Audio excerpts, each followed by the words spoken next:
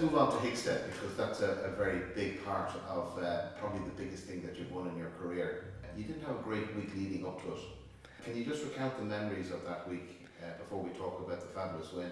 Yeah, the week leading up to it it wasn't an inspiring week. I mean, WB actually jumped really well there, and then I qualified a horse for the Speed Derby, and unfortunately that didn't go as according to plan, and we were out by the second fence. And to be honest, I took it very personally because I thought it was one chance I had, and it didn't work out according to plan. And you know, I've been working here all my life, working hard and trying to get a break, and then this happened. And then, like, you know, in show gym, it's like any sport, when things go wrong, people point fingers, and like, you know, I heard back that people said maybe I couldn't handle the pressure and I wasn't good enough to ride at this level. So like, on a personal sense, going into the Derby on the Sunday, I was pretty down out, but I think that when I worked WB that morning, he worked really well, and WB and I always had a very personal relationship, and for some strange reason, as a young horse, I picked him out, and I always said this was the horse who was going to make or break my career, and thankfully on that Sunday in June he did.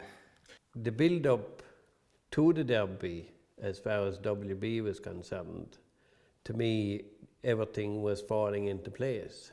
He had jumped in the Derby last year. We were absolutely thrilled. He went around for 3 fences down, and Paul gave him a great ride, and the horse took to the track. And then he went to Hamburg earlier, and he did another Derby.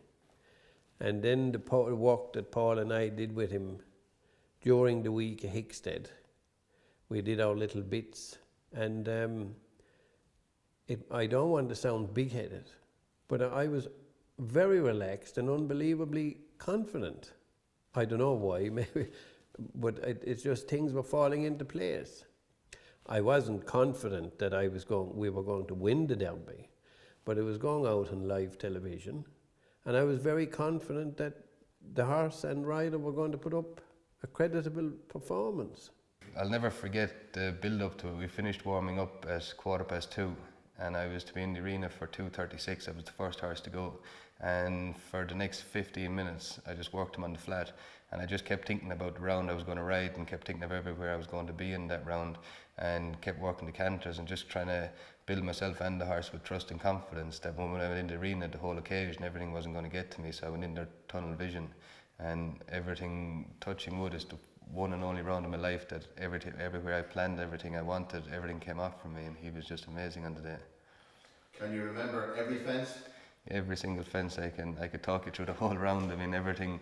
Like, I think the first fence he jumped it and he landed into this fantastic balance, and then every fence I went for, I kept going for the posts, and what fences had posts on them, and then tried to be centre in the middle. And my biggest thing, what really worked for me, was I trusted him to jump him, but he more than anything else, he trusted me to place him at the fences. So like, I mean, that's where we didn't overuse our energy too much, because it all happened in a nice rhythm, and he just kept jumping from fence to fence, and it was just a dream. It was like, if it was anything, it was like going across the country out hunting. I mean, everything was just working, everything fell into place, and it didn't actually feel like the Hickstead Derby. Everything was just happening for me. When he was going in for the second round, I was totally confident. I don't know why, but I think, like, I've spent so long at the practice fence with all the kids that when the practice fence walks the way you want it, and the rider is riding the way you'd like to see it, I think you have a great chance. Well, definitely the most memorable fence was the coming to the Devil's Dyke. When I was coming to Devil's Dyke, I must have been 10 or 15 strides away from it, and I was riding him in a double bridle, and I just barely touched him with my baby fingers on the curb rein just to adjust him a little bit, and he just rose up in front of me, and next minute, from that distance out, there was a stride waiting for me.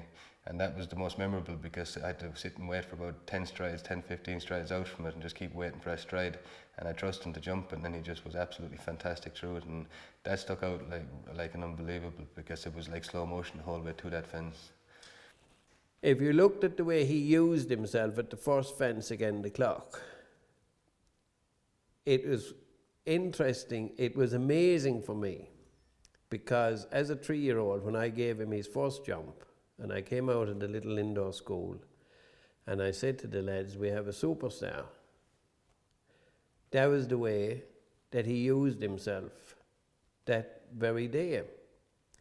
But it took us 10 years for him to to give it to us again, which might sound peculiar, but he was that type of horse. He was very, very difficult to accept being ridden. No, it is, like I say, it was incredible, and I didn't realise it until I was being interviewed that it was the first horse ever to jump that was actually went clear.